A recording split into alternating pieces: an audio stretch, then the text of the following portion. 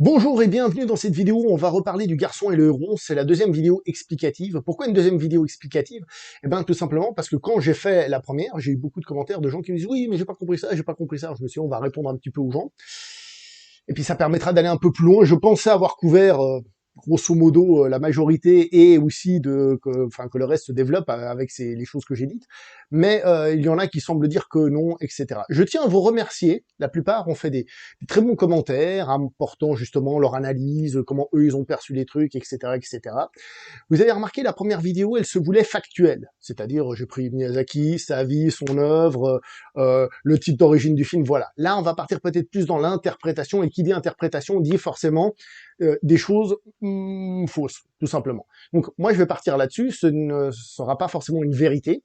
Je tiens à préciser aussi que je vais me baser sur les commentaires de gens qui ont fait des remarques, donc n'hésitez pas à aller voir les commentaires de la vidéo précédente, et tout ça pour évidemment permettre au film d'être mieux compris. Je tiens à préciser que pour moi, ce n'est pas un film difficile, compliqué, c'est un film complexe et un film riche, mais pas compliqué. Alors on va aller un petit peu par étapes, je vais revenir sur certains trucs. Tout d'abord, on va partir sur le personnage de Natsuko. Beaucoup demandent pourquoi le personnage de Natsuko, donc la tante, la nouvelle mère, pourquoi ce personnage descend dans ce monde, justement, dans ce monde fantastique. Pourquoi est-ce qu'elle part? En effet, il n'y a rien qui est expliqué. Pourquoi est-ce qu'elle part? Mon avis, c'est que à plusieurs moments, on dit que seul quelqu'un de la lignée, un héritier de la lignée du grand-oncle, hein, donc qui est le chef de ce monde, hein, seul un héritier entend la voix et donc peut être guidée. Donc d'une certaine manière, moi je pars du principe qu'un peu comme le personnage principal, elle a pu être, comment dire ça, demandée. On a pu faire quelque chose pour l'envoûter entre guillemets, pour qu'elle aille dans ce monde-là. Pourquoi? Peut-être pour attirer le personnage principal d'une certaine manière, même si lui il est attiré d'une autre manière.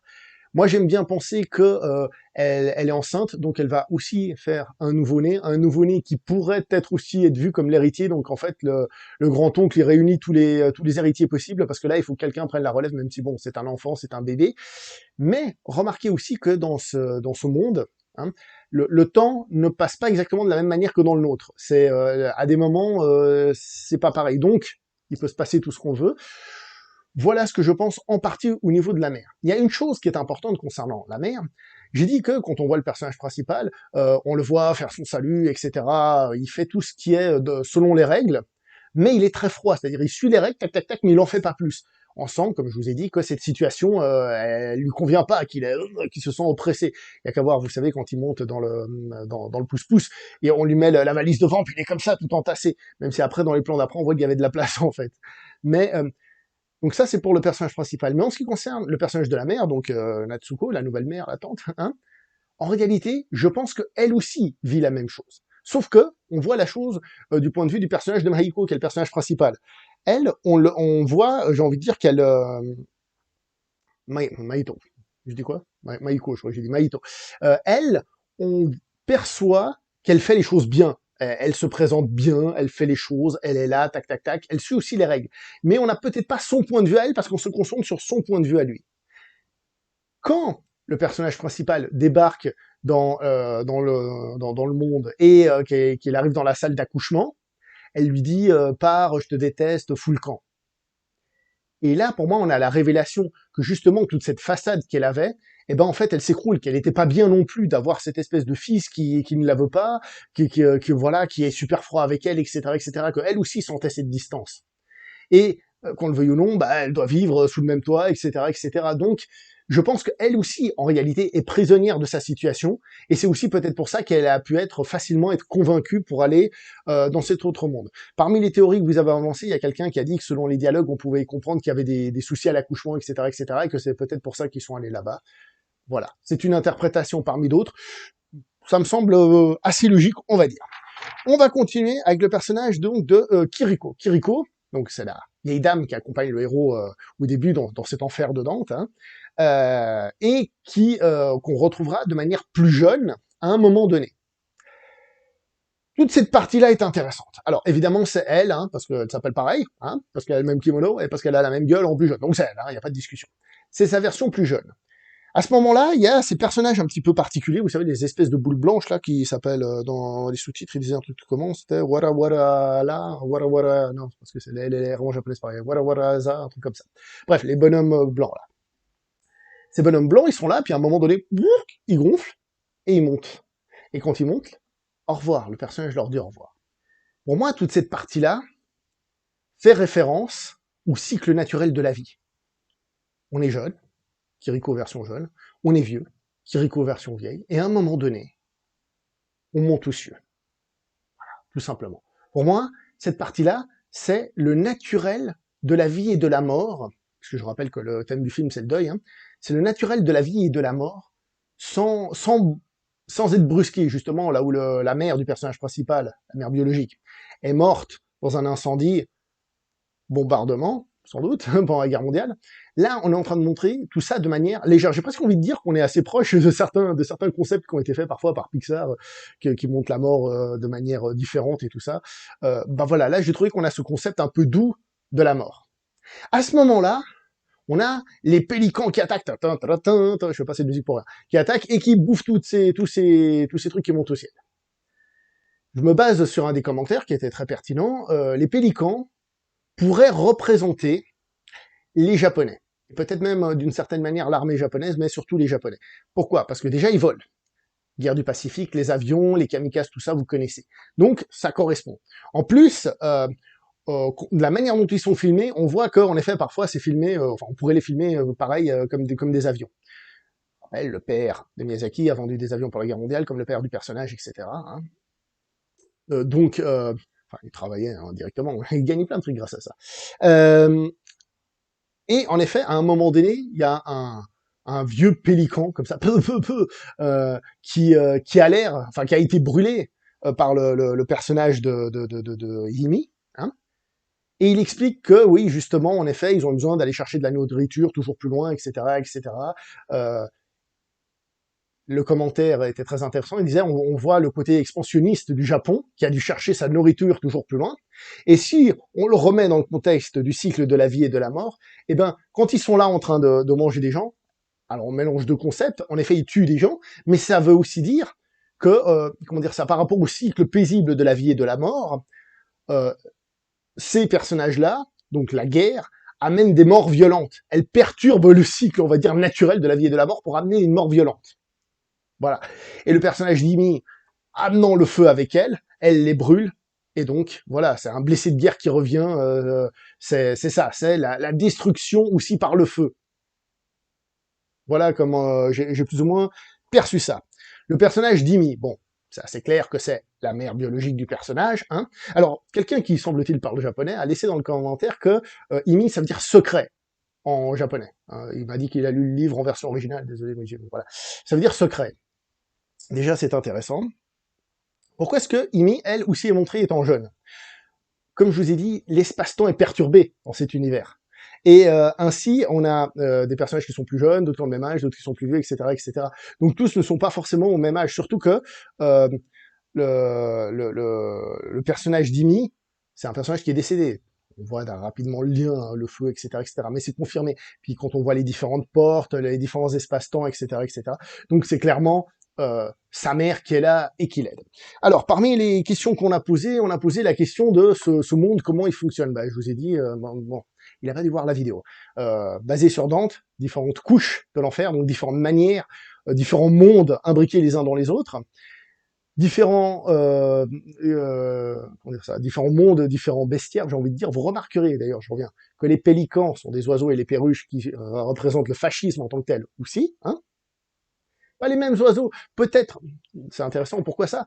Parce que, pour signaler que, alors, les Japonais, comme je vous ai dit, ils étaient pas du bon côté, mais la vision est d'un côté le fascisme qui impose des trucs, et d'un autre côté le côté humaniste de la chose, côté humaniste qui se perd, évidemment. C'est comme ça que je le vois, moi, personnellement. D'un côté, on va dire l'aspect politique et l'aspect humain des choses. Donc on y est, je reste sur les perruches vite fait. Les perruches, oui, évidemment. D'ailleurs, je me suis trompé en l'écrivant, j'ai dit que sur les panneaux c'était écrit D-U-T-C-H, non, c'est D-U-C-H, évidemment. Beaucoup de gens ont fait le lien avec l'Italie, hein, l'Italie d'un certain Musso et compagnie, hein, dans l'Ouest du Nord, je vous laisse trouver. Hein. Oui, mais tel que je vois mal quelqu'un dire « Ah, les Italiens, là, les fascistes. Puis nous, mais nous, ouais, c'était pas bien, c'est vrai, mais eux, les fascistes. » Non. Pour moi, je peux pas avoir ça comme ça. Peut-être que c'est ce que Miyazaki veut voir. Mais pour moi, Si c'est représenté comme des perruches, avec un visuel qui rappelle quelque chose, mais que ce ne sont pas des humains, etc., c'est justement pour être plus universel, pour dire c'est le fascisme. Voilà, tout simplement. Tel que moi je le vois. Peut-être que j'ai tort, peut-être qu'il est en train de pointer du doigt et les Italiens disaient de faute. Moi, c'est comme ça que je le vois. Pour ça que j'avais dit dans la vidéo, le Japon, évidemment, mais aussi l'Europe, et qu'en Europe, il y a plusieurs pays, que ce soit l'Italie, l'Autriche, il y en a d'autres. Donc voilà. Donc je disais, le monde construit comme ça par plusieurs couches, et il disait ne pas avoir compris cette histoire de météorite. Bon, bah, il raconte, hein, la météorite qui tombe, qui crée la tour qui est une espèce de porte interdimensionnelle qui est reliée aux autres mondes, et le grand-oncle qui a découvert tout ça, et qui est donc lié à cet univers qu'il façonne à sa façon, voilà, c'est l'architecte du monde, voilà. Et puis voilà. Et quand justement les fascistes arrivent et ils prennent les pièces, là, le roi là, il prend les pièces et il fait une tour n'importe comment. Bah c'est quoi? C'est que justement, alors je vous avais expliqué dans la première le personnage qui refuse. L'autre, il prend les pièces, il hérite, il en fait n'importe quoi parce qu'en gros, ils savent pas réfléchir, ils font n'importe quoi. Du coup, tout s'effondre. Du coup, ils pètent un plomb, ils détruisent tout. Et qu'est-ce qui se passe? On arrive à l'apocalypse. Le Japon, bombe atomique, etc., etc. Pour eux, c'était une forme d'apocalypse assez poussée. Hein. Il y a qu'à voir tout le trauma, Godzilla et compagnie et compagnie. Il y avait d'autres choses. Ouais, on peut parler aussi bon, ça, que les personnes âgées, quand elles reçoivent la nourriture et tout ça, il y a ce côté justement pénurie pendant la guerre mondiale. Mais comme eux, bah, ils sont avec quelqu'un qui a de l'argent, bah, du coup, ça passe. Chose qu'on retrouve à un moment donné aussi dans le monde parallèle. Il y aurait beaucoup de choses à dire. On m'a dit le rôle du père, que le rôle du père n'est pas très important. Alors, il est évidemment mis en retrait dans l'absolu, mais il est hyper important pour comprendre ce qui se passe, la vision de Miyazaki. Bah, je veux dire, c'est le père, c'est déjà quelqu'un qui aime son enfant, mais qui n'est pas forcément en cohésion au niveau des souffrances et de ce qu'il ressente, mais c'est aussi quelqu'un qui vend des armes, etc. Et il y a cet aspect biographique là-dedans, tout simplement. Quel est le rôle de votre père dans votre vie, j'ai envie de vous dire, ça, pas beaucoup, d'autres un peu plus, mais je veux dire, quel est le rôle de votre père dans votre vie? Eh ben, c'est ce qu'on a là. Quel est le rôle dans toute l'aventure? Bah, c'est son père déjà, rien que ça. Vu qu'on parle de la mère, etc., et des nouvelles mères, bah, forcément, ce sera intéressant qu'il y ait le père quelque part. Quoi. Donc on parle un petit peu du héron. En effet, le héron. Alors, je rappelle que le titre original, le héron, il le laisse de côté. Hein. Ça, c'est une invention d'après ce qu'on m'a dit. C'est une traduction du titre qui a été fait en anglais. On traduit d'abord les choses en anglais. Et du coup, comme on est tous des petits anglo-saxons, bah, on traduit tous des titres anglo-saxons.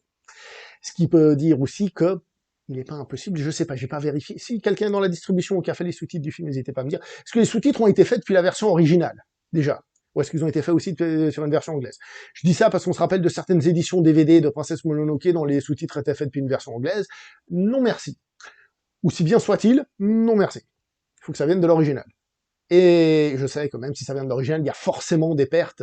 Ça, c'est sûr et c'est certain dans l'interprétation, surtout un film qui demande de l'interprétation. Le héron, donc, qui n'est pas dans le titre d'origine, il se présente au début de manière assez particulière, parce que au début, je trouve qu'il se présente un peu comme un démon, avec ses dents comme ça, puis le nez à l'intérieur du bec. Quand j'ai vu le film la première fois, je me suis dit, oula, c'est peut-être quelqu'un qui veut l'emmener au royaume des morts, ou un truc comme ça. D'une certaine manière, c'est pas faux. D'une certaine manière, c'est pas faux du tout. Donc, il y a tout cet aspect-là, et peu à peu, au moment où il enlève sa capuche, on va dire, il s'humanise, dans le sens où il devient un personnage. Il se présente comme un guide, mais c'est pas quelqu'un qui est soumis au dictatoriat du grand-oncle. Il va en effet devoir faire ça, mais on voit qu'il tire la gueule, et il se lie d'amitié, puis en même temps, hein, à un moment donné, quand il lui répare son bec, vous savez, quand il lui met le bouchon, il lui dit je suis pas ton ami, je suis pas ton compagnon. Et après, il fait bon, bah finalement, je reste avec toi. Parce que c'est un personnage qui est comme ça, qui est un petit peu grognon, un peu en mode je quitte. J'ai pas envie d'être avec toi, je suis pas avec toi, je suis pas sous tes ordres, je suis pas sous les ordres de l'autre, mais bon, finalement, je me conforme quand même. Donc c'est un personnage qui, d'une certaine manière, évolue aussi de par son rapport avec le personnage principal. Au début, c'est en effet un personnage un peu mystérieux, limite, je te domine, c'est moi qui te guide, et puis après, peu à peu, tac, tac, tac, ça évolue jusqu'à une forme d'amitié et de respect. Et ça, j'ai trouvé ça, perso, pas mal du tout. Donc voilà, il y aurait peut-être encore d'autres choses à dire, mais je pense qu'avec ce que j'ai dit dans la première et ce que j'ai dit là, si vous me dites que le film est compliqué, au bout d'un moment, voilà. Après, il y en a qui me parlent de compliqué et ils me disent oui, en fait, j'ai pas ressenti d'émotion. Ça pas être compliqué. Ça, c'est juste que il manque peut-être d'émotion, tout simplement. Vous n'êtes pas rentré dedans. Il y en a qui ont dit qu'il y a en effet des coupures dans le montage qui sont un peu rustres. C'est vrai, par exemple, quand le héros rencontre son grand-oncle pour la première fois, il lui propose des pièces, et lui, il fait, ah ouais, mais c'est pas du bois, c'est machin, des pierres tombales, on va dire, un truc comme ça. Et hop, il se retrouve attaché. C'est vrai que les transitions peuvent paraître bizarres. Je dis pas que le film est parfait. Mais c'est pas de ça dont on parle, là. On n'est pas en train de parler de ce que le film est bien, pas bien, ce qu'il y a d'émotion ou pas d'émotion. On est en train de parler de comprendre, de donner les clés aux gens pour décoder le film, pour eux l'apprécier ou pas. C'est tout. Parce que ce n'est pas un film qui me semble compliqué, complexe, oui, avec plein de trucs, oui, difficile, non.